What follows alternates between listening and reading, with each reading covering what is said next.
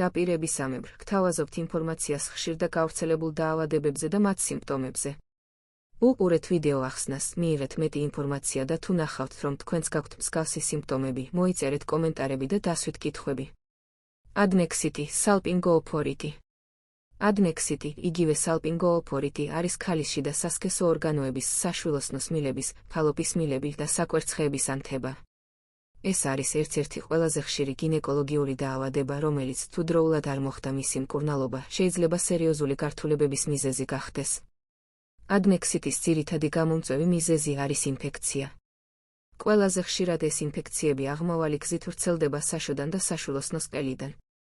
გამომწვევები შეიძლება იყოს სქესობრივი გზით გადამდები ინფექციები, ქლამიდია, გონორეა, ტრიქომონიაზი, მიკოპლაზმა, ურეაპლაზმა და სხვა.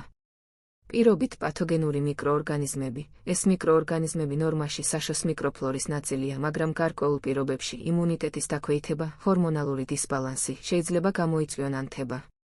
მაგალითად სტრეპტოკოკები, სტაფილოკოკები, ნაწლავის ჩხირი, გარდნერელა და სხვა. სპეციფიური ინფექციები, ტუბერკულოზი იშვიათად. რისკ ფაქტორები, რომლებიც ზრდის adnexity-ის განვითარების ალბათობას. ადრეული სქესობრივი ცხოვრების დაწყება.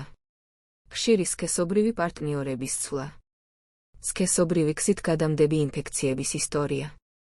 საშვილოსნოსში და კონტრაცეპტივის სპირალის გამოყენება, განსაკუთრებით პირველ თვეებში. მშობიარობის შემდგომი ან აბორტის შემდგომი პერიოდი.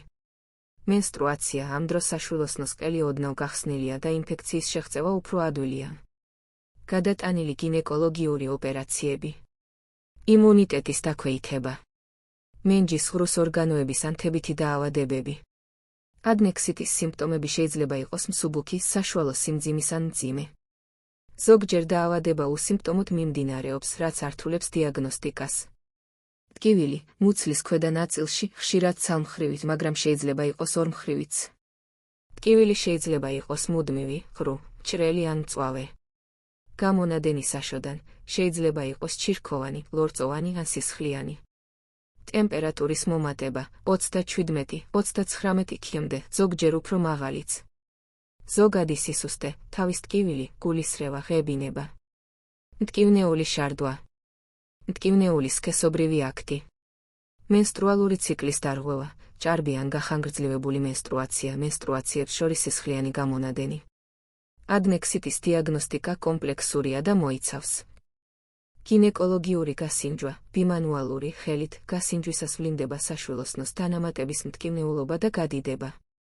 ლაბორატორიული გამოკვლევები. სისხლის საერთო ანალიზი, ლეიკოციტოზი, ეთსის მომატება. შარდის საერთო ანალიზი. ნაცხის ბაქტერიოსკოპია საშოდან და საშვილოსნოს ყელიდან. ბჯრ პოლიმერაზული ჭაჭური რეაქცია, კვლევა სქესობრივი გზით გადამდებ ინფექციებზე. ბაქტერიოლოგიური კვლევა, თესვა საშოდან და საშვილოსნოს ყელიდან ანტიბიოტიკების მიმართ მგრძნობელობის განსაზღვრით.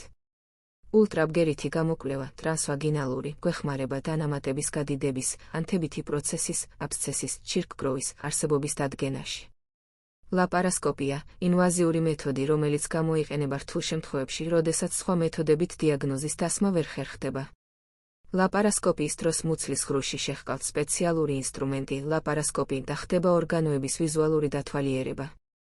საჭიროების შემთხვევაში შესაძლებელია ბიოპსიის აღებაც. Adnexity-ის მკურნალობა, როგორც წესი, კომპლექსურია და მოიცავს ანტიბიოტიკოთერაპია, ანტიბიოტიკები ინიშნება ინფექციის გამომწვევის გათვალისწინებით.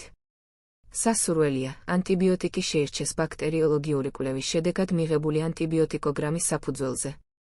ხშირად გამოიყენება ფართო სპექტრის ანტიბიოტიკები. ცეფალოსპორინები, ცეფტრიაქსონი, ცეფოტაქსიმი, ცეფუროქსიმი.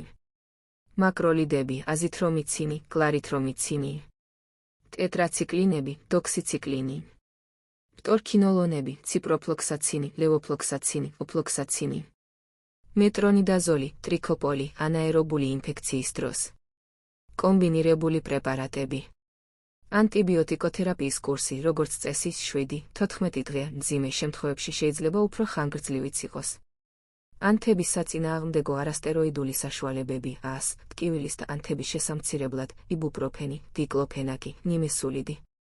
დეტოქსიკაციური თერაპია, ინტოქსიკაციის შესამცირებლად საინფუზიო ხსნარების გადასხმა, გლუკოზა, ნატრიუმის ქლორიდი. იმუნომოდულატორები, იმუნიტეტის გასაძლიერებლად, ინტერფერონის პრეპარატები, ვიტამინები. ფიზიოთერაპია, ანთებითი პროცესის ჩაცხრობის შემდეგ ულტრაბგერა, ელექტროფორეზი, მაგნიტოთერაპია. ადგილობრივი მკურნალობა, სანთლები, ტამპონები ანტიბაქტერიული და ანთების საწინააღმდეგო საშუალებებით. ქირურგიული მკურნალობა, ნაჩვენებია აბსცესის, ჩირკგროვის განვითარების შემთხვევაში. მკურნალობა უნდა ჩატარდეს ექიმის მეთვალყურეობის ქვეშ. აუცილებელია სქესობრივი პარტნიორის გამოკვლევა და მკურნალობა, რათა თავიდან ავიცილოთ რეინფექცია, განმეორებითი ინფიცირება. მკურნალობის პერიოდში რეკომენდებულია სქესობრივი კავშირისგან თავის შეკავება. პრევენცია. უსაფრთხო სქესობრივი ცხოვრება, პრეზერვატივის გამოყენება. სქესობრივი გზით გადამდები ინფექციების დროული დიაგნოსტიკა და მკურნალობა. პირადი ჰიგიენის დაცვა. იმუნიტეტის გაძლიერება. რეგულარული გინეკოლოგიური შემოწმება. გახსოვდეთ, რომ ადნექსიტი სერიოზული დაავადებაა, რომლის გართულებები შეიძლება იყოს უშვილობა, საშვილოსნოს გარე ორსულობა, ქრონიკული მენჯის ტკივილის სინდრომი. ამიტომ სიმპტომების გამოვლენისთანავე აუცილებლად მიმართეთ ექიმს. დასვით თქვენი კითხვები ჯანმრთელობის შესახებ კომენტარებში. ასევე მოგწერეთ კომენტარებში, რომელ დაავადების შესახებ გსურთ მოგიმზადოთ ინფორმაცია.